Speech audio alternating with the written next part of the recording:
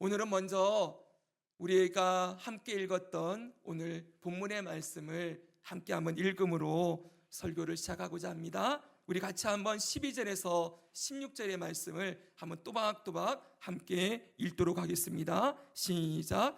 몸을 돌이켜 나에게 말한 음성을 알아보려고 돌이킬 때 7 금촛대를 보았는데 촛대 사이에 인자 같은 이가 발에 끌리는 옷을 입고 가슴에 금띠를 띠고 그의 머리와 털의 희기가 흰 양털 같고 눈 같으며 그의 눈은 불꽃 같고 그의 발은 풀무불에 단련한 빛난 주석 같고 그의 음성은 많은 물소리와 같으며 그의 오른손에 7 별이 있고 그의 입에서 좌우에 날성검이 나오고 그 얼굴은 해가 힘있게 비치는 것 같더라. 아멘. 지금 읽은 이 말씀은 예수 그리스도에 대한 소개의 글입니다. 지금 사도 요한은 자신에게 계시를 주시는 예수님이 누구이신가를 이렇게 적어 놓고 있어요. 사도 요한이 소개하는 예수님의 모습은 이 글에서 총 10가지로 묘사되고 있습니다. 제일 첫 번째로 예수님에 대해서 알려주는 묘사는 예수님이 계신 곳에 대한 묘사입니다. 예수님이 어디에 계십니까? 7 금촛대 사이에 계신다, 이렇게 말씀하고 있어요. 금촛대는 무엇이었습니까? 금촛대는 20절에 보니까 같이 읽습니다. 시작. 7 촛대는 7 교회니라. 아멘. 소아시아의 7 교회로 대표되는 이 지상의 모든 교회들, 이 교회 가운데 누가 계신다고요? 예수께서 임재에 계신다라고 말씀하고 있었지요.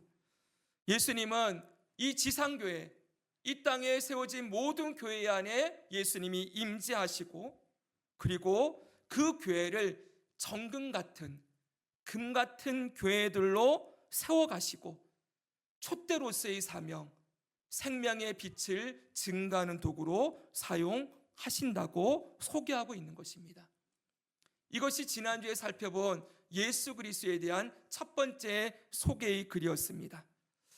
오늘은 이제 이 두 번째로부터 마지막 10번째까지 나머지 소개의 글들을 함께 살펴보고자 하는데, 자, 두 번째부터 10번째까지 한다고 했더니 오늘 엄청 길겠구나 이렇게 생각할 수 있겠지요.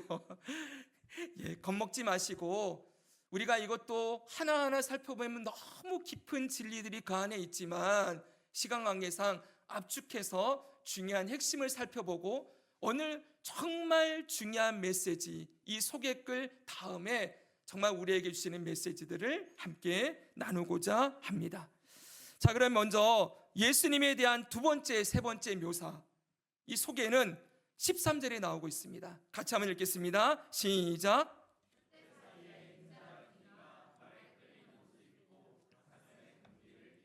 아멘. 자, 예수님을 어떻게 소개합니까?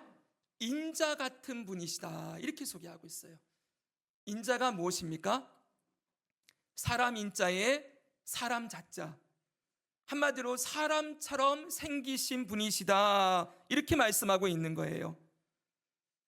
지금 예수님은 하나님 보좌 우편에서 어떤 모습으로 계십니까? 성자 하나님, 따라합시다. 성자 하나님, 성부, 성자, 성령 하나님, 삼위일체 하나님 가운데 성자 하나님으로, 제2위 하나님으로 계시고 계세요. 그런데 하나님이신 그 예수님이 누구처럼 보인다고요? 사람처럼 보인다는 거예요. 이건 우리가 계속해서 배워왔던 아주 중요한 예수님에 대한 진리를 확증하는 말씀이지요. 예수님은 참 하나님이시요 참 사람이십니다. 100% 하나님, 100% 사람. 예수님은 절대로 껍데기만 인간의 몸을 입고 이 땅에 오신 게 아니에요.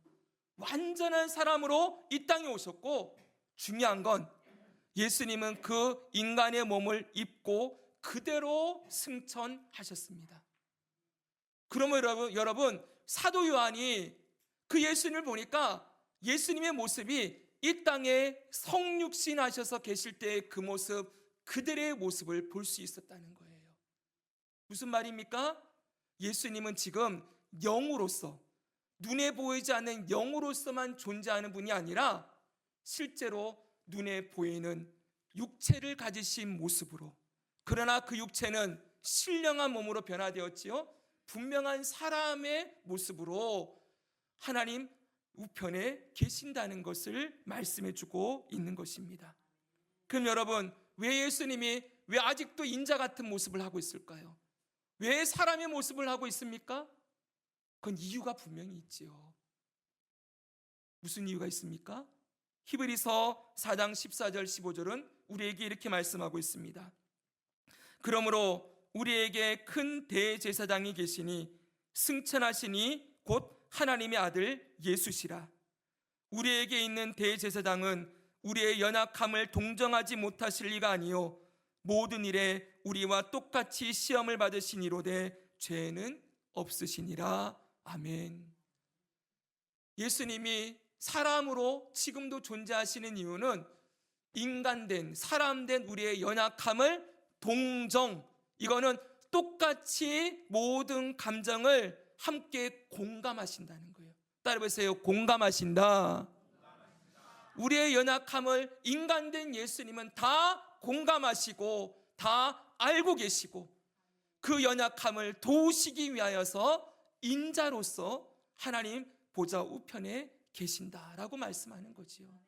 사랑하는 여러분, 이 사실이 얼마나 우리에게 큰 위로가 됩니까? 어떤 분들은 하나님에 대해서 오해를 해요. 하나님은 저 높은 곳에 계셔서 우리 인생들, 이 벌레와 같은 이런 인생들은 상관도 없고 관심도 없고 아무런 마음도 시선도 주지 않고 있다. 그냥 신은 자기가 하고 싶은 일을 할 뿐이고 이 땅의 인생들이 어떻게 살아가는지 그건 신의 관심이 아니다. 이렇게도 얘기를 해요.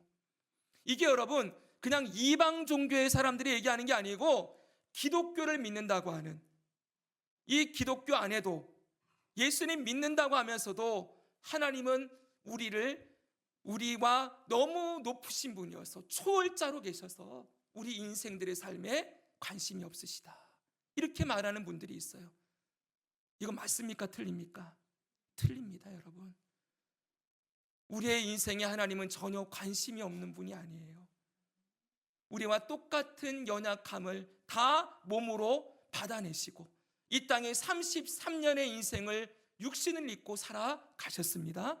그리고 지금도 그 몸을 그대로 입고 계세요. 그래서 우리가 하나님 어디가 아픕니다.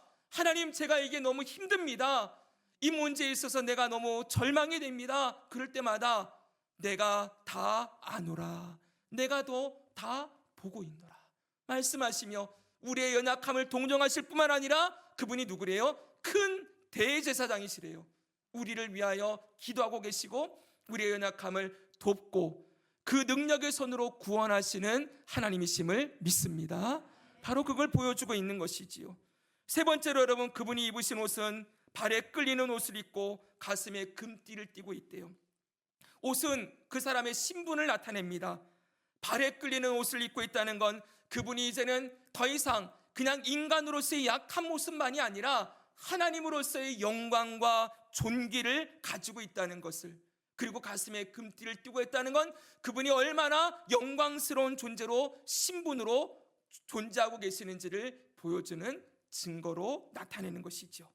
자, 이제 네 번째, 다섯 번째를 보겠습니다. 14절을 보겠습니다. 시작. 그의 머리와 털의 희기가 흰 양털 같고 눈 같으며 그의 눈은 불꽃 같고. 아멘. 예수님에 대한 네 번째 묘사는 머리와 털의 희기가 흰 양털, 흰 눈과 같다는 것입니다. 이건 예수님의 순결함과 거룩함을 나타내지요. 보십시오, 여러분. 예수님이 이 땅에 계실 때 예수님은 어떤 사람으로 사람들에게 불려졌습니까?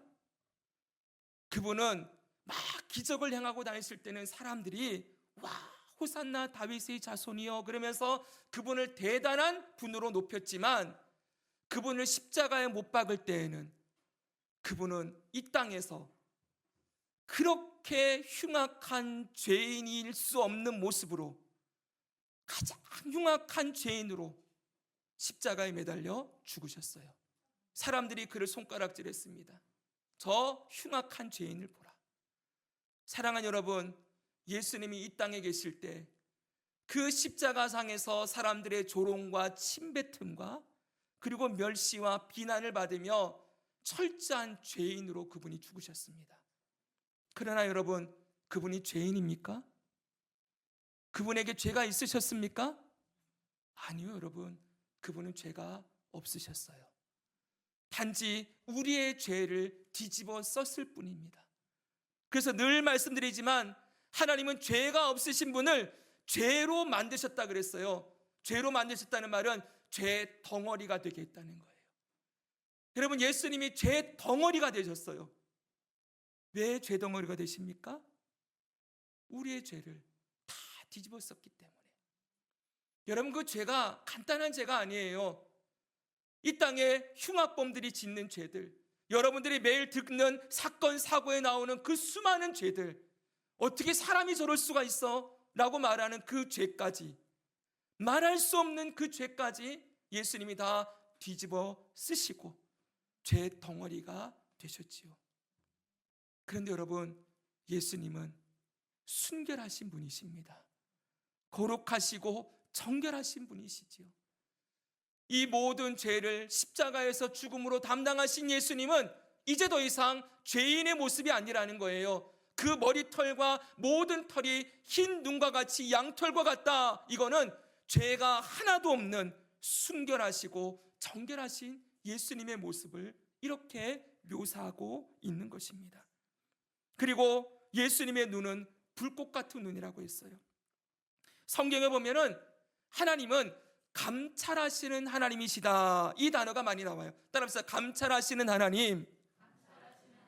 네, 여러분 회사나 어디 가면은 감찰부라는 게 있지 않습니까? 감찰이 뭐 하는 거예요? 모든 걸 다 조사해가지고 숨어있는 걸 낱낱이 다 드러내서 조사하는 기관이지 않습니까?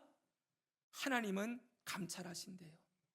예수님의 눈이 불꽃 같다는 것은 그분이 못 보시는 것이 없고 못 알고 계신 것이 없다는 것을 보여주고 있는 것이지요. 그분의 불꽃 같은 눈 아래에서 감추어질 수 있는 것이 하나도 없습니다. 특별히 여러분, 하나님이 감찰하시는 중요한 대상이 있어요. 하나님이 무엇을 감찰하실까요? 우리 사람의 마음. 우리나라 속담 가운데 10길 물속은 알아도 한 길 사람 속은 모른다, 이런 말이 있지 않습니까? 때로는 나도 나를 모를 때가 있지요. 근데 하나님은, 우리 예수님은 우리의 마음 깊은 곳까지 다 보시면서 우리 속에 무엇이 있는지, 또 우리의 연약함이 무엇인지, 아픔이 무엇인지, 또 은밀하게 숨겨놓은 죄는 무엇인지 다 알고 계신다는 거예요. 사랑하는 여러분, 이건 우리들에게 큰 은혜이기도 하고 때로는 두려움이기도 합니다. 왜냐하면 사람들의 눈은 속일 수 있어요. 우리가 어떤 모습인지 내가 나를 가장해서 살아갈 수 있지만 주님 눈앞에서는 숨길 수가 없는 거예요. 내 밑바닥이 어떤지, 내 속이 어떤지, 내 안에 얼마나 악함과 죄와 추함이 있는지 주님은 다 아시기에 한편으로는 주님을 두려워할 수밖에 없습니다. 사랑하는 여러분, 주님을 두려워해야 합니다. 사람의 눈만, 그냥 평가만 받는 곳으로 여러분의 여러분됨을 그렇게 인정하지 마십시오. 주님 눈앞에 내가 어떤 모습으로 있는가 늘 봐야 하는 것이지요. 주 앞에 감출 것이 없음을 아는 자들은 어떻게 합니까? 정직하게 주님 앞에는 내 속에 있는 더러움과 추함을 고백할 수 있습니다. 여러분, 숨기지 마십시오. 합리화도 하지 마십시오. 변명할 필요 없습니다. 어차피 다 아시는 분한테 저는 뭘 얘기할 수 있겠습니까? 주여, 제가 이런 연약함이 있습니다. 제가 여기에 맨날 넘어지고 있습니다. 주여, 불쌍히 여겨 주시옵소서. 그렇게 고백하며 우리의 마음을 쏟으며 주님 앞에 나아가기를 소망합니다. 또한 주님은 우리의 마음을 다 아신대요. 나도 내 마음을 모를 때가 있고, 나도 어떻게 결정해야 될지 모르겠고, 내가 혼란스러움과 또 좌절과 실망 가운데 있을 때 주님은 나를 나보다도 저를 잘 아신다는 거예요. 저는 이 말을 굉장히 좋아합니다. 주님은 나를 나보다도 더 잘 아시는 분이시다. 주님은 우리를 만드신 분이시잖아요. 우리의 생명의 주인이시잖아요. 그러므로 여러분, 그 주님이 나를 아시기에 주님께 맡길 수 있지 않겠습니까?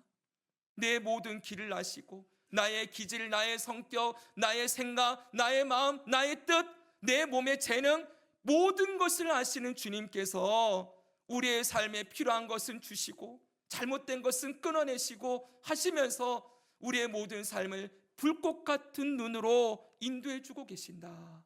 이 사실이 얼마나 큰 은혜입니까? 불꽃 같은 눈으로 우리를 바라보시는 그 주님을 신뢰하고 사랑하고 또 주님 앞에 엎드려 우리의 마음을 쏟으며 주님 앞에 나아가기를 축복합니다.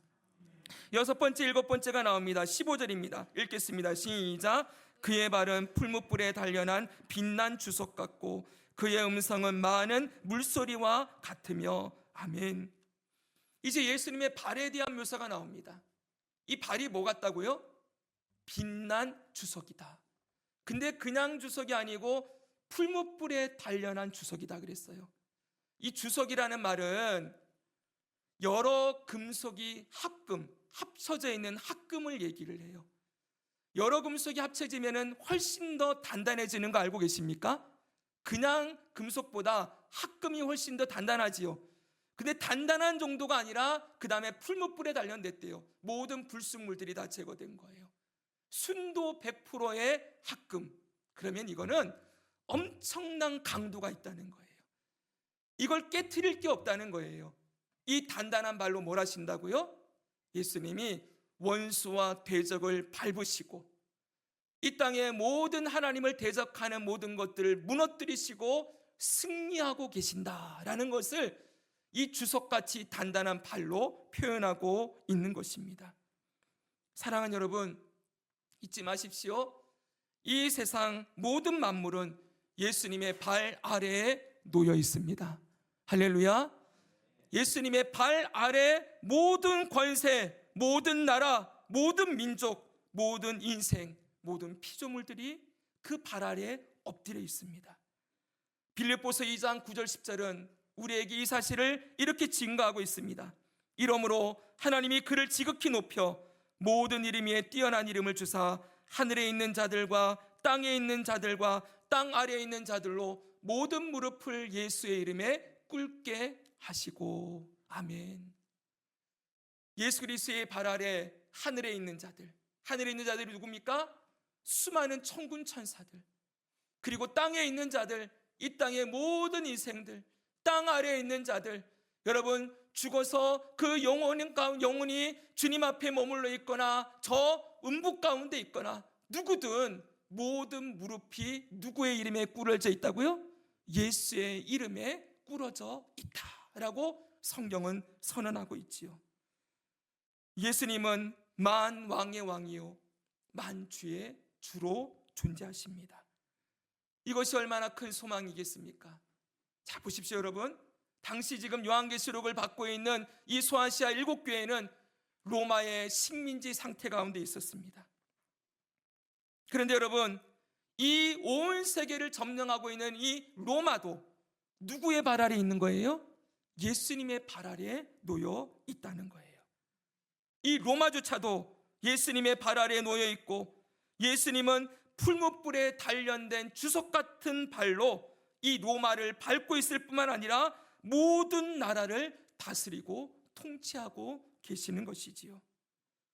사랑하는 여러분, 우리 마음에 때로는 우리가 살아가는 이 세상이나 우리의 환경 가운데 우리를 억누르고 짓누르는 많은 일들 가운데서 우리가 마음이 많이 답답하고 괴로울 때들이 있습니다. 이 땅을 바라보면 악인들의 강포와 억압이 가득하고 정의가 다 사라진 것처럼 보이고, 이런 죄악과 그리고 오히려 악인들이 더 흥왕하고 더 그들이 성공하고 잘 되는 것을 바라보면서 우리에게 그 구약 성경의 하박국 선지자와 같은 외침이 나올 수 있어요. 주여 어느 때까지니까? 언제까지 이 세상의 죄악을 그냥 내버려 두시렵니까? 저 악인들이 자신의 힘을 가지고 강포를 행하고 이 땅에 정의가 사라지고 하나님을 경외함을 잃어버린 이 세상을 언제까지 그냥 두시렵니까? 주여 어느 때까지니까? 이런 외침이 나올 때가 있지요. 그러나 여러분 잊지 마십시오. 예수님이 쉬고 계시는 것이 아닙니다. 예수님이 아무 일도 하고 계시고 있는 것이 아닙니다. 예수님은 지금도 그 빛난 주석과 같은 발을 가지고 이 땅의 모든 나라들을 통치하시고 다스리시면서 주님의 뜻을 이루어가고 계심을 믿으십시다. 그 주님을 믿는 믿음이 우리를 살게 하는 거예요. 사랑하는 여러분, 그분의 입에서 나오는 음성은 많은 물소리와 같다 그랬습니다. 혹시 여러분 폭포 아래 가보셨습니까? 네. 지금은 전부 이런 폭포들이 다 묶여 있어서 실제로 그 폭포 밑에 들어가서 있는 일은 거의 경험하지 못하지요. 근데 우리 영화나 이런 데 보면 폭포 아래에 사람들이 딱 앉아 있는 경우들 볼 수 있지 않습니까? 폭포 아래에 딱 앉아 있으면 이 세상의 소리가 들릴까요, 안 들릴까요? 그 물소리에 이 세상의 모든 소리들이 다 묻혀버리지 않습니까? 오직 그 수많은 물줄기의 소리만 들을 수 있는 것이지요. 지금 예수님의 이 음성이 많은 물소리와 같다는 것은 무엇입니까? 예수님이 이 세상의 모든 소리를 뛰어넘어서 말씀하시는 분이라는 걸 가르치고 있는 거예요. 찬송가 70장 2절을 보면 우리 지난주에 불렀었거든요. 피난처 있으니라는 찬양입니다. 2절이 이렇게 되어 있습니다. 한번 읽어주십시오. 시작.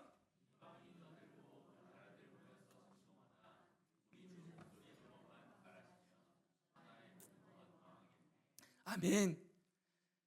여러분 이 찬송이 그대로 이루어지고 있는 줄 믿으십시다. 여러분 이방이 떠들고 나라들이 모여서 진동하나 보십시오. 또 세상이 요동을 칩니다. 이란을 이스라엘과 미국이 어제 폭격했다는 내용 다 들으셨지요? 뉴스를 들으니까 이제 국제 유가가 수없이 올라가고 그 다음에 또 중동이 전쟁의 화약고가 되어서 이 전쟁이 앞으로 한 달을 갈지 몇 달을 갈지 모른다. 이런 전망들이 나오고 있어요. 사람들은 이 땅에 자기들의 힘을 가지고 무엇인가를 할 수 있다고 생각하고 이 땅에 힘 있는 자의 목소리가 온 땅을 지배하는 것 같고 힘 있는 자의 그 힘을 가지고 온 땅이 움직여지는 것처럼 보이지만 아니라는 거예요. 앞에서 본 것처럼 예수님이 빛난 주석과 같은 발로 온 땅을 밟고 계시고 그분의 그 많은 물소리와 같은 음성으로 온 땅을 향하여 한 번 말씀하시면 온 천하의 모든 것이 잠잠해지고 그 하나님의 음성 앞에 무릎을 꿇게 되는 일이 일어나는 것이지요. 사랑하는 여러분, 이 세상은 사람들이 저마다의 지혜를 가지고 학문과 철학과 이론과 논리와 여러 가지 방법들을 다 끌어모아서 자신의 인생을 거기에 기대어 살아가지만 그러나 여러분 이 세상의 모든 힘과 지혜와 학문과 철학과 이론들 그 주님 목소리 앞에서 다 무너지고 사라질 것일 뿐입니다. 사랑하는 여러분, 오늘 우리가 들어야 될 음성은 무슨 음성입니까? 천하를 향하여 말씀하시는 그 예수 그리스도의 음성을 듣고 사는 것이 참된 생명이요 참된 진리요 참된 구원의 기름을 굳게 붙들고 우리 주님의 말씀하심을 붙들고 살아가는 우리 모두 되기를 축복합니다. 이제 8번째부터 10번째까지 모습을 보겠습니다. 16절 읽겠습니다. 시작. 그의 오른손에 7별이 있고 그의 입에서 좌우에 날성검이 나오고 그 얼굴은 해가 힘있게 비치는 것 같더라. 아멘. 예수님의 오른손에 뭐가 있어요? 7별이 있대요. 근데 이 7별이 무엇일까요, 여러분? 예수님이 이 손으로, 오른손으로 7별을 붙잡고 있다는 거거든요. 근데 이거 이미 나왔습니다. 20절 보겠습니다. 1장 20절에 보니까 같이 읽습니다. 시작. 7별은 7교회의 사자요 7촛대는 7교회니라. 아멘. 예수님이 그 오른손에 누구를 붙들고 있다는 거예요? 주님이 세우신 교회의 목회자들, 사역자들을 그 오른손으로 붙들고 계신다라고 말씀하고 있는 것입니다. 사랑하는 여러분, 교회는 사람들만의 공동체가 아니라고 했지요? 교회 안에 누가 임재해 계신다고요? 금촛대 가운데 계시는 예수님이 교회 안에 임재해 계신다고 말씀하셨습니다. 그리고 그 예수 그리스도께서 누구를 붙들고 있는 거예요? 오른손으로. 그 교회에 세우신 목회자들, 사역자들을 붙들고 계신다는 거예요. 여러분, 오른손이 뭘 의미합니까? 주님의 능력을 의미합니다. 교회의 머리 되신 예수님은 그 교회의 목회자들에게 능력을 부으셔서 그 주님의 몸된 교회를 이끌어 가게 하신다는 것이지요. 여러분, 왜 예수님이 붙들어 주셔야 됩니까? 목회자도 한 사람의 연약한 인생이기 때문이지요. 야고보서를 보니까 이런 말씀이 있더라고요. 여러분 같이 한번 읽어볼까요? 엘리야는 시작. 엘리야는 우리와 성정이 같은 사람이로되 그가 비가 오지 않기를 간절히 기도한즉 3년 6개월 동안 땅에 비가 오지 아니하고. 아멘. 보십시오. 엘리야는 어떤 사람입니까? 기도했더니 3년 6개월 동안 그 땅에 비를 그치게 만든 인물이에요. 또 기도했더니 여러분 구름과 같은 그 수많은 빗줄기가 온 땅에 쏟아지도록 만들었던 능력의 사람이에요. 그렇죠, 여러분. 갈멜산 그 전투에서 바알과 아세라 선지자들을 다 무너뜨리고 하나님의 능력을 보여줬던 위대한 사람이에요. 근데 성경은 뭐라고 얘기합니까? 그가 위대한 사람이 아니었다는 거예요. 엘리야는 우리와 성정이 같은 사람이로되 우리와 똑같은 연약한 인생이었다는 거예요.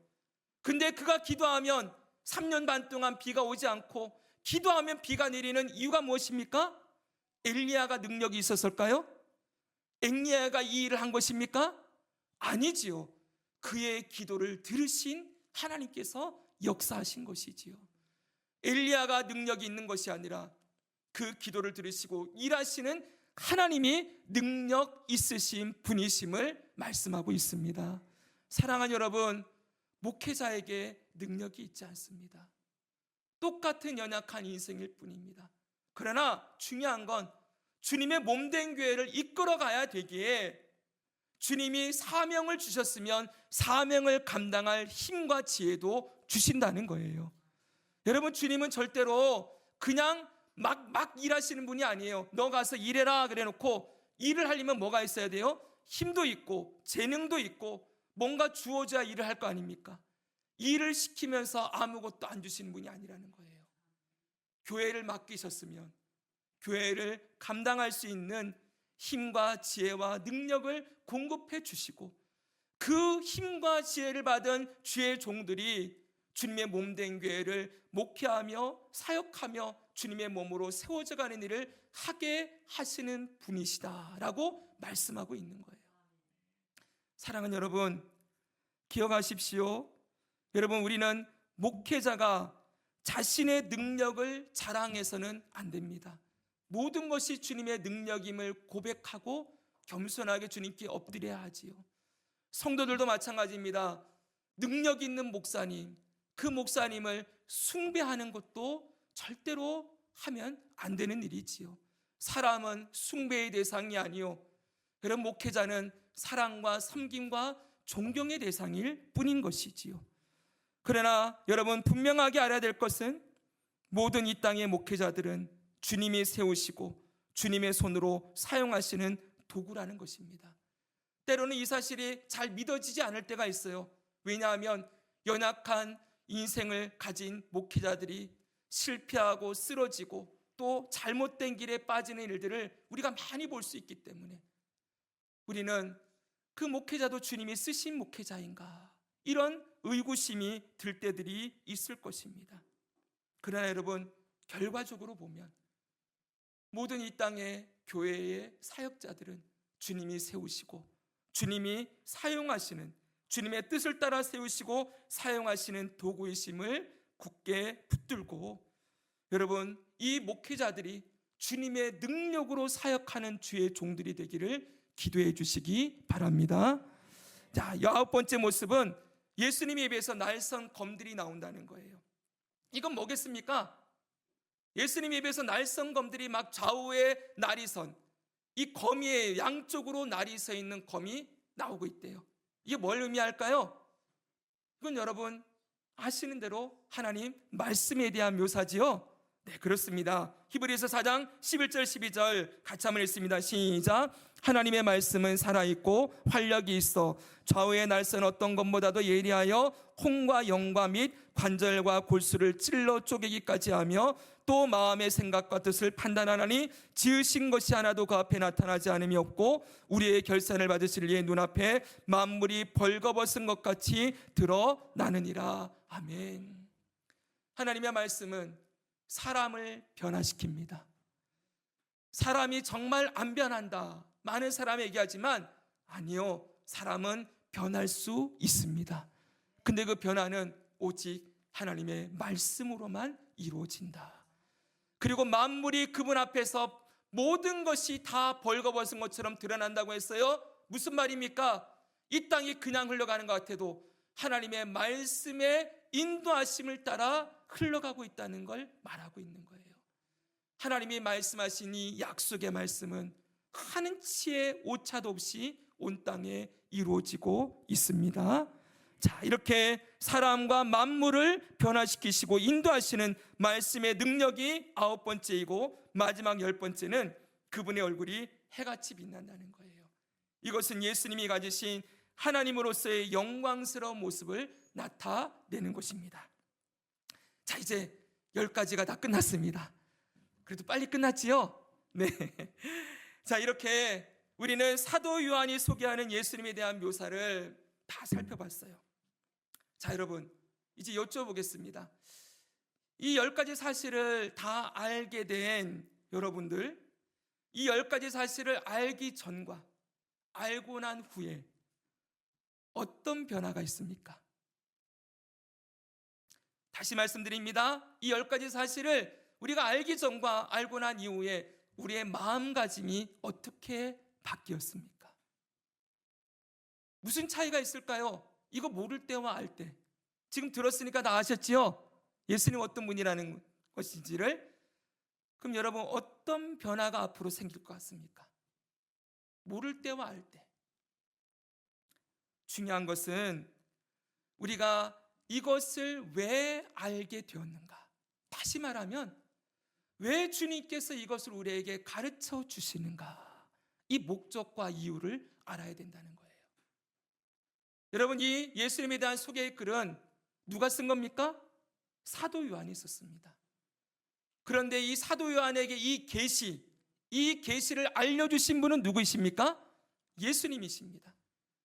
지금 저와 여러분이 배우고 있는 이 말씀들은 따라합시다. 예수 그리스도의 계시. 네, 다른 게 아니에요. 예수 그리스도에 대한 계시예요. 감추어져 있던 예수님에 대한 계시가 사도 요한이 글로 다 적었어요. 그분의 얼굴은 해같이 빛나고 그분은 발에 끌리는 옷을 입고 있고 그분의 눈은 불꽃 같고 그분의 발은 빛난 주석 같으며. 여러분, 이건 그동안 알지 못했던 영광스러운 예수님의 모습을 사도 요한을 통하여 예수님이 보여주시는 거예요. 그리고 기록해라. 그리고 이 말씀을 모든 교회의 주님의 몸된 교회의 성도들에게 전해라. 가르쳐라. 예수님이 자신을 보여주시고 자신을 가르쳐 주시는 거예요. 왜 이 일을 하실까요? 이게 뭐가 중요하다고요? 너무 중요하죠, 여러분. 왜 그랬습니까? 이 말씀을 들은 다음에 사도 요한이 어떻게 됐는지 아십니까? 그 예수님을 다 봤잖아요, 그렇죠? 그 다음에 사도 요한이 어떻게 되었을까요? 그의 반응이 무엇이었을까요? 그가 어떤 반응을 보였을까요? 너무 중요한 내용이죠. 다음 주에 다시 살펴보겠지만 17절을 읽겠습니다. 17절의 말씀 시작. 내가 볼 때 그 발 앞에 엎드려져 죽은 자 같이 되매. 아멘. 사도 요한도 그동안 알지 못했던 예수님의 모습을 다 봤어요. 본 사도 요한이 어떻게 했다고요? 그의 발 아래 엎드렸다고요. 엎드렸다는 건 뭘 의미합니까? 예배했다는 거예요. 그 영광스러운 예수님의 모습을 보자 서 있을 수가 없는 거예요. 그가 땅바닥에 넙죽 엎드려서 오 나의 하나님, 오 나의 예수님, 예수님은 이런 분이셨군요. 그러면서 엎드려졌다는 거예요. 여러분, 이 사실을 알기 전과 이 사실을 알고 난 이후에 사도 요한의 예배는 달라졌을 거예요. 그가 비록 밤모섬에 90살이 넘은 노구를 이끌고 매일매일 노역을 하면서 외쳤을 거예요. 주님 어디 계십니까? 왜 우리의 연약함을 돌보지 아니하시나이까? 왜 저 로마의 식민지 가운데서 우리를 이렇게 고통스럽게 내버려 두십니까? 그동안 수없는 사람들의 피가 흘려졌고 수없는 사람들의 눈물과 기도가 있는데 주님은 도대체 뭘 하고 계십니까? 사도 요한도 때로는 마음이 무너지고 실망할 때가 있었겠지요. 근데 여러분, 예수님을 다 보고 나니까, 예수님도 알고 나니까 어떻게 된다고요? 그 발 아래 엎드린다고요. 예수님은 왕이십니다. 예수님은 하나님이십니다. 예수님은 만왕의 왕이요 만주가 되시는 분이십니다. 온 땅 모든 만물을 다스리시는 하나님이십니다. 그러면서 그분 앞에 엎드려 절하며 경배하며 예배하게 되었다는 거예요. 사랑하는 여러분, 오늘 제가 이 말씀을 준비하면서 기대하는 것은 이것입니다. 우리 공동체가 이 말씀을 배우면 배울수록 더 주님 앞에 온전한 예배를 공동체로 드리는 공동체로 세워지기를 소망합니다. 주님의 말씀을 그냥 듣는 것으로, 지식을 아는 것으로 끝난 것이 아니라 말씀을 들으면 들을수록, 예수님을 알면 알수록 더 그분을 찬양하고 그분을 높이고 그분께 신뢰와 믿음을 올려드리면서 더 주님께 엎드려 절하며 예배자로 나아가는 일들이 일어나게 되기를 소망합니다. 사랑하는 여러분, 우리의 예배는 지금 이 예수님께 드리는 예배예요. 살아계시고 역사하시는 예수님 앞에 드리는 예배예요. 우리 예배 가운데 예수님이 임재하고 있는 줄 믿습니다. 우리의 심령이 더 예수님을 알면 알수록 더 사랑하고 더 순종하며 더 충성하며 더 주님께 사랑을 드리는 귀한 예배로 드려지기를 주님의 이름으로 축복합니다. 여러분, 마지막으로 결론입니다. 그런데 여러분, 이 예수님을 사도 요한이 다 봤잖아요. 봤죠 여러분? 근데 언제 보았을까요? 마지막 결론이면서 제일 중요한 핵심입니다. 이 사도 요한이 예수님을 어떻게 볼 수 있었을까요? 어떻게 볼 수 있었나? 봤더니 12절 13절에 이렇게 되어 있습니다. 보십시오. 몸을 돌이켜. 첫 번째, 두 번째 줄만 읽겠습니다. 시작. 몸을 돌이켜 나에게 말한 음성을 알아보려고 돌이킬 때. 여러분, 사도 요한이 예수님을 언제 볼 수 있었어요? 예수님 말씀이 들렸어요. 음성이. 그 음성이 들렸을 때 뭘 했다고요? 사도 요한이요? 몸을 돌이켰다고요. 돌이켜서 나에게 말씀하시는 그분이 누구인가를 보려고 했을 때 그 예수님이 보인 거예요. 어떤 예수님이 보였어요? 바로 우리가 봤던 7 금초대 가운데 계시고 인자 같으시며 발에 끌리는 옷을 입고 이 영광스러운 예수님의 모습을 언제 봤다고요? 몸을 돌이켜 말씀하시는 분을 바라볼 때, 그때 예수님을 볼 수 있었다라고 말씀합니다. 사랑하는 여러분, 우리의 삶이 어떠합니까? 앞만 보고 달리다 보면 우리에게 말씀하시는 예수님을 못 보고 지나갈 수 있습니다. 사랑하는 여러분, 우리의 앞만 바라보고 있으면 뭐만 보입니까? 답답한 현실만 보이지요. 답답하고 괴로운 현실만 우리 눈앞에 보일 뿐입니다. 당시에 이 요한과 소아시아 7교회들 앞만 보고 있으면 뭐만 보였겠어요? 로마의 식민지가 되어 무너져가는 나라가 보이고, 시시각각 조여오는 핍박과 환란의 칼날만 보이고, 언제 원형 경기장으로 끌려가서 죽임을 당할지 모르는 공포와 두려움만 보일 것입니다. 그런데 여러분, 이 몸을 돌이켜서 내게 말씀하시는 누가라고 보는 순간 누가 보이는 거예요? 인자 같은 이가 보이시는 거예요. 근데 그냥 인자가 아닙니다. 발에 끌리는 옷을 입고 불꽃 같은 눈과 단단한 주석과 같은 발을 가지시고 많은 물소리와 같은 음성을 발하시고, 그분의 입에서는 날성검이 나오고 그분의 얼굴은 태양같이 빛나는, 광채로 빛나는 그 영광의 예수 그리스도를 보게 되는 거예요. 그분이 어디 계신다고요? 7 금초대 가운데, 이 땅의 교회들 가운데 임재해 계시고 역사하시는 예수님을 언제 본다고요? 몸을 돌이켜 내게 말하신 음성을 들으려고 했을 때 그 예수님을 보게 되는 것이지요. 사랑하는 여러분, 오늘 말씀을 듣고 우리 결단합시다. 늘 몸을 돌이켜 우리의 주가 되시는 생명의 주인이신 예수님을 바라보며 살기를 축복합니다. 앞만 보지 마십시오. 때로는 멈추어야 합니다. 때로는 그 자리에 무릎을 꿇고 엎드릴 때가 있어야 합니다. 내게 누가 말씀하시는가? 내 삶에 누가 역사하시는가? 누가 이 고난과 어려움에서 나를 건지시는가? 눈을 들어 예수 그리스도를 바라보아야 합니다.